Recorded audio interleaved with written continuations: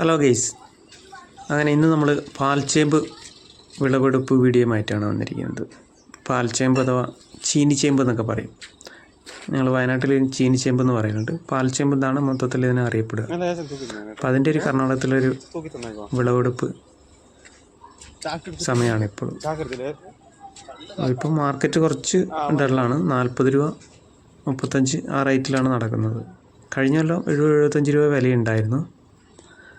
അപ്പോൾ ഇപ്പം കൊല്ലം ഉൽപ്പാദനം കൂടിയതുകൊണ്ടാണെന്ന് തോന്നുന്നു വില കുറവാണ്. അത്യാവശ്യം നല്ല വലുപ്പമുള്ള കിഴങ്ങുകളാണ്. ഇതും സെക്കൻഡ് ഫസ്റ്റ് ക്വാളിറ്റി ഉണ്ട്. വലുപ്പമുള്ളത് ഫസ്റ്റ് ക്വാളിറ്റി, സെക്കൻഡ് ചെറുതുമായിരിക്കും. അപ്പോൾ അതിന് തിരിഞ്ഞു കൊടുത്താൽ വില മാറ്റമുണ്ട് കേട്ടോ. അപ്പോൾ നമ്മൾ ഒന്നിച്ചുള്ളൊരു വിലയ്ക്കാണ് കൊടുക്കുന്നത്. ഇതിപ്പോൾ അതുകൊണ്ട് തിരിഞ്ഞിട്ടില്ല. അപ്പോൾ നിങ്ങളുടെ നാട്ടിലൊക്കെ എത്ര റേറ്റ് എന്നറിയില്ല. നമ്മളിവിടെ നിന്ന് 40 രൂപയ്ക്കാണ് കയറ്റി പോകുന്നത്. ഇതതിൻ്റെ ഒരു വിത്താണ് കേട്ടോ, തട. അപ്പോൾ ഇത് 10 രൂപയാണ് 1 കിലോ റേറ്റ് വരുന്നത്. നമുക്ക് അടുത്ത കൊല്ലത്തേക്ക് നടാൻ ആവശ്യക്കാരുണ്ടെങ്കിൽ കമൻറ്റ് ചെയ്താൽ മതി. നമുക്ക് കോൺടാക്ട് നമ്പർ തരാം. അപ്പോൾ ആരെങ്കിലും ആവശ്യക്കാരുണ്ടെങ്കിൽ മെസ്സേജ് ചെയ്താൽ മതി. ഇതതിൻ്റെ ചെറിയ പീസ് മുറിച്ച് ഇട്ടിരിക്കുന്നതാണ്. നമുക്കൊരു 1.5 കിലോ ഉള്ള തടയിൽ നമുക്ക് 10-20 പീസിൻ്റെ അടുത്ത് നമുക്ക്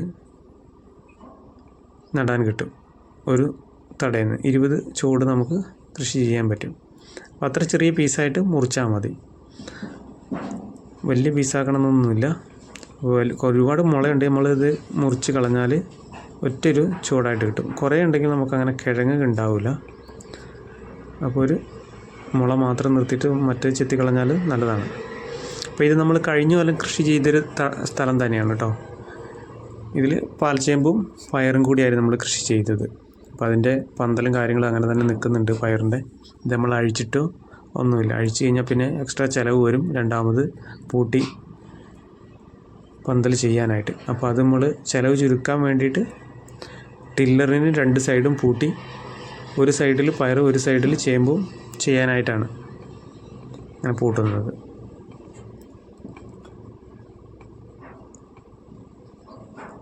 അപ്പോൾ പൂട്ടിയിട്ടിട്ട് രണ്ടും കൂടി ഒന്നിച്ച് ചെയ്യാനുള്ളൊരു, അപ്പോൾ കുറച്ചും കൂടി നമുക്ക് ചിലവ് കുറഞ്ഞ് കിട്ടും.